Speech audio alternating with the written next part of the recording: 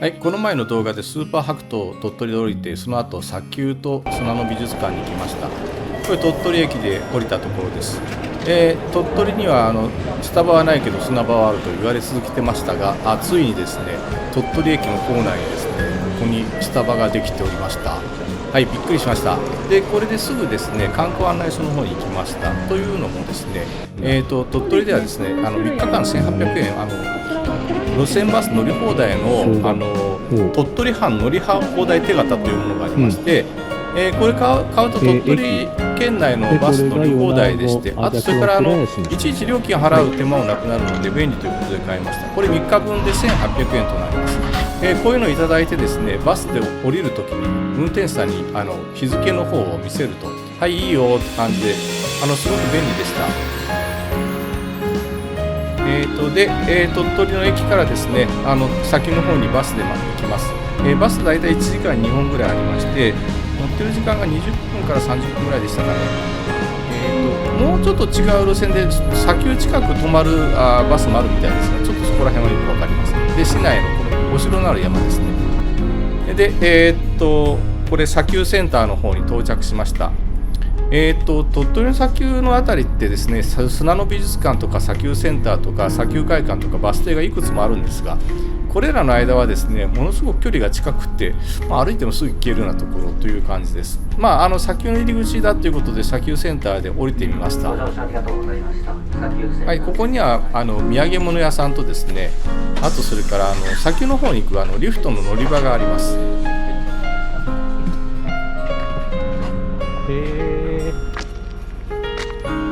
はい、ここちょっと高いところになってて、ということがあって展望がいいということでこういうセンターができたんですよね。海が綺麗でした。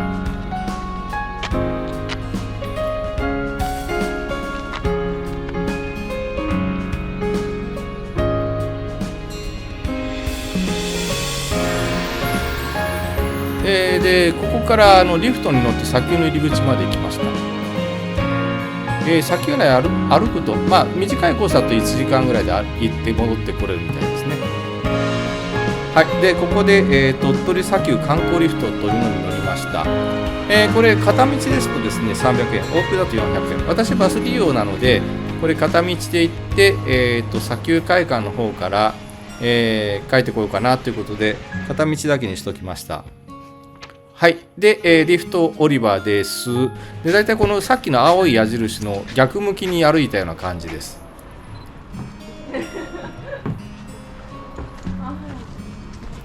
結構海外の方、目立ったのはあれですね、中国語なので中国の方なんでしょうかねが多かったです。はい、でここ砂丘の観光用のラクダさんですね、この日2頭いました。このラクダさんですね、またがって撮影するの650円、一人乗りの散歩だと1650円ぐらいかかるそうです。はい、砂漠じゃないんだけど、砂だからということで砂丘ラクダさんがいます。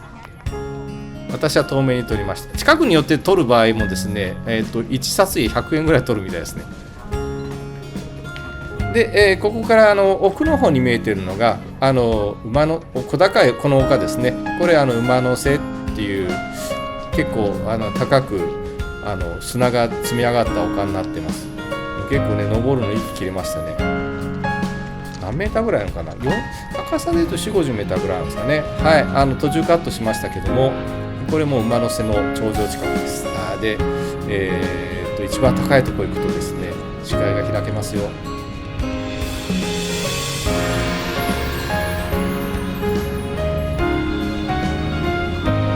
はい、日本海が見えてきました。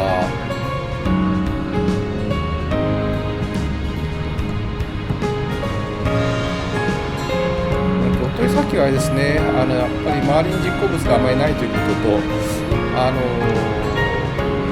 あまり植物が生えてない。よ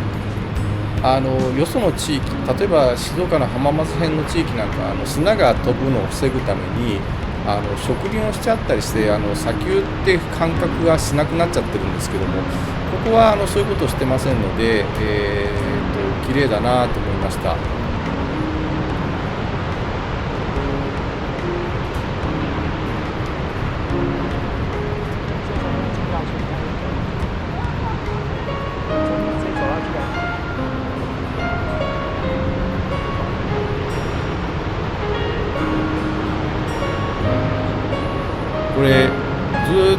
座って見てても飽きないですね。こういう波とか砂丘の自然の姿とか。はい、でここから戻ってですね、歩いていって、次の目的地の砂の美術館に行ってまいりました。この砂の美術館っていうのはですね、砂で世界旅行っていうのがコンセプトで、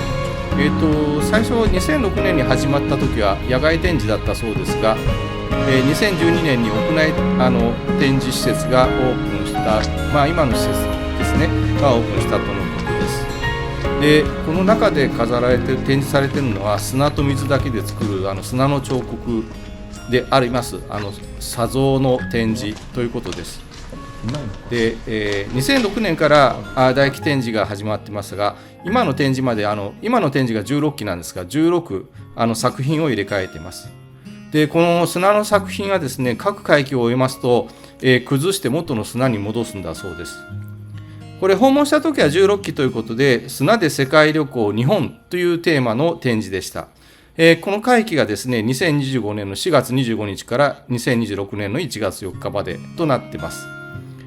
でこの1月4日からですね、休館して次の展示をやるということですが、次は4月24日から2027年の1月3日までの間、砂で世界旅行スペインというものになるんだそうです。この砂で世界旅行日本ではですね、古代の日本から現代までの全部で19の作品を展示しています。これ作られたのはですね、日本人の方もちょびっといますが、世界各国の作家がですね、日本の歴史の各シーンを題材に作品を作ってます。ちょっと途中説明できませんでしたが、これあれですね、これ江戸時代の様子ですが、同じようなものが続きます。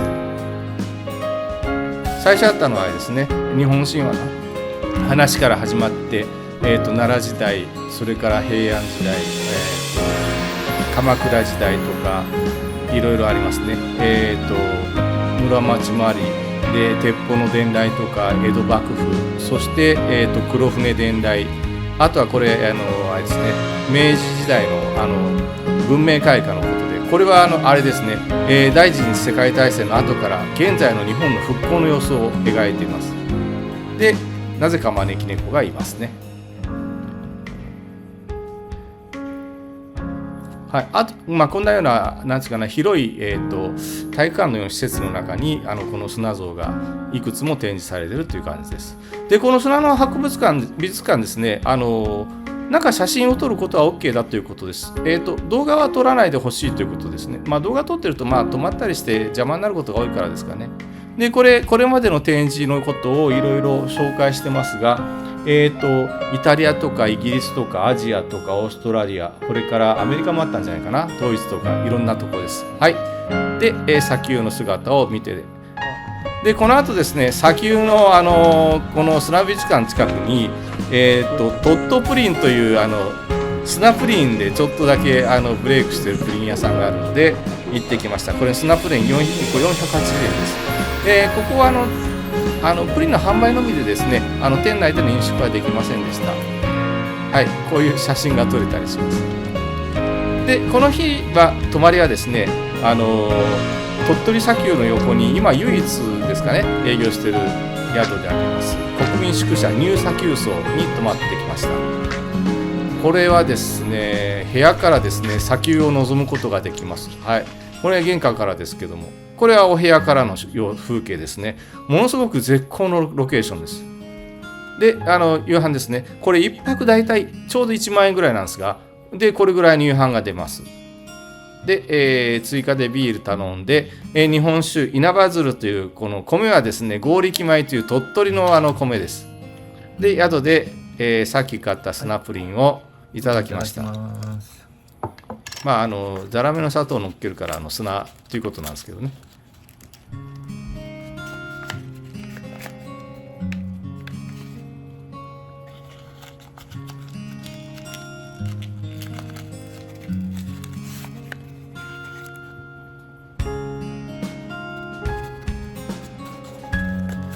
このプリン随分柔らかいプリンですね。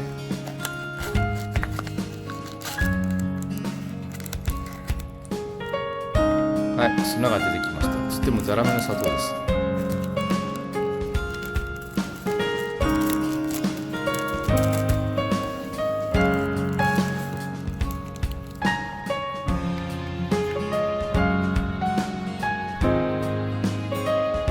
さっきたくさん夕飯いただいて、さっきの夕飯ですね、言うの忘れたけど、おかずも美味しかったけど、ご飯がですね、なんか上手に炊いてあって美味しかったです。で、お腹いっぱいだったけど、このプリン食べて、あとこれ21世紀梨、鳥取の21世紀梨のチューハイを美味しかったです。これ朝ごはんですね。朝ごはんもね、やっぱりお米が美味しいからね、食が進みました。で、出発の朝ですね。これもね、いい天気で気持ちよかったからずっと眺めてたかったです。はい。で、この後ですね、三笹温泉の方に来ましたので、そちらのビデオも作ります。お待ちください。